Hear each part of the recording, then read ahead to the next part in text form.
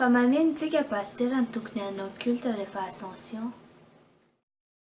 Anisan'ny zavatra anankiray angambany a zay hoe nahazatra antsika tamin'ny Madagasikara kanefa koa mety tsy nahazatra antsika ty amin'ity Québec ity a dia ny hoe andro-piakarana.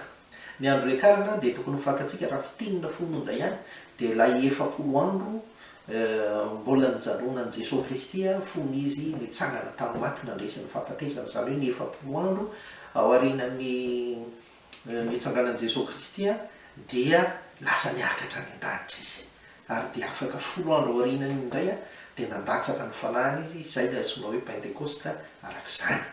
Ka ny tiako anasana antsika rehetra dia izao, anisan'ny tena voarafitra ny maha-fiangonana ny fiangonana ny andro-niakarana. Tsy nisy ny fiangonana raha tsy nisy ny andro-niakarana. Jesosy Kristy ilay niakatra ny an-danitra dia napidina ny fanahiny indray rehefa avy eo izany. Ka noho izany dia voalohany indrindra tsy azo atao zava-maivana mihitsy eo amin'ny fiainan'ny maha-kristianina ny fanomponan'Andriamanitra ny andro-niakarana mariavana. Ary dia ny FJKM dia mandrafitra an'izany fotoana izay azahoana mivavaka sy miderana amin'ny voninahitra an'Andriamanitra.